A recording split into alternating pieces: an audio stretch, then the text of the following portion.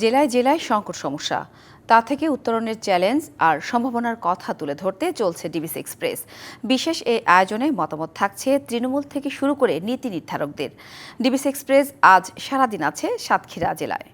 CSRM DBC express আজ সারাদিন আছি সাতক্ষীরা জেলায়। এখানে জেলার যত সংকট এবং সম্ভাবনা সেগুলো নিয়ে আমরা সারাদিন কথা বলবো এখানকার সাধারণ মানুষের সাথে। এই মুহূর্তে আমরা আছি আশাশুনি উপজেলায়। এই উপজেলার মানুষের সবচেয়ে বড় সংকট এবং সমস্যা সেটি হলো বেড়িবাঁধ ভেঙে যাওয়া, এবং সেই বেড়িবাঁধ ভেঙে গেলে তাদের জীবন একেবারেই সংকটাপন্ন হয়ে ওঠে এবং এখানকার তাদের জন্য এটা একটা আতঙ্কের বিষয়। আমরা এখানে এই এলাকার মানুষজন আছেন, তাদের সাথে কথা বলার চেষ্টা করব। এই যে বেড়িবাঁধ বৃষ্টির দিনে হলেই আপনাদের মধ্যে একটা আতঙ্ক তৈরি হয় যে বেড়িবাঁধ ভেঙে গেলে কী ধরনের সমস্যা হয়, এই বিষয়গুলো নিয়ে একটু যদি বলতেন। বিসমিল্লাহির রহমানির রহিম। ধন্যবাদ জানাই আশাশুনি উপজেলাবাসীর পক্ষ থেকে।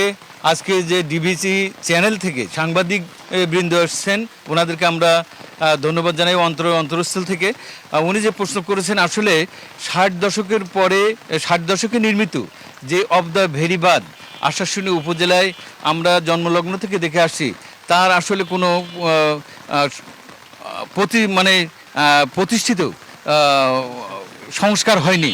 অর্থাৎ যে বোরাক দিয়ে যে সমস্ত সংস্কার করা হয় বাঁধ ভেঙে গেলে, আমরা অতীতে অনেকবার আমাদের নদীর বাঁধ ভেঙে যে অবদার বাঁধ ভেঙে যে এলাকা প্লাবিত হয়েছে, শত শত কোটি টাকার সম্পদ নষ্ট হয়েছে, মানুষের জীবন চলে গেছে, এবং নারী শিশুরা যে আতঙ্কের ভিতরে কষ্টের ভিতরে জীবন অতিবাহিত করেছে।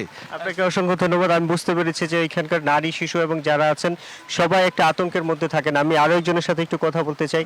এই যে বলছেন যে 60-এর দশক থেকে এই সংকট, তাহলে আপনারা সমাধানটা কেন পান না? ধন্যবাদ ডিবিসি নিউজকে আশাশুনি উপজেলাবাসীর পক্ষ থেকে।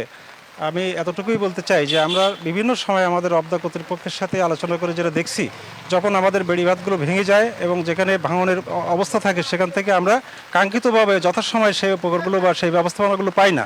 যে কারণে আমাদের এলাকার বিশেষ করে মৎস্য সম্পদের একটা বড় সম্ভাবনা হয়, যেটা আমাদের বৈদেশিক মুদ্রা আর্ন হয় যেখান থেকে।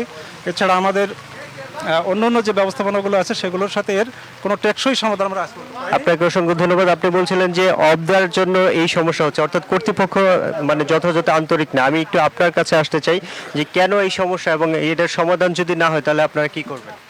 ধন্যবাদ ডিবিসি চ্যানেলকে।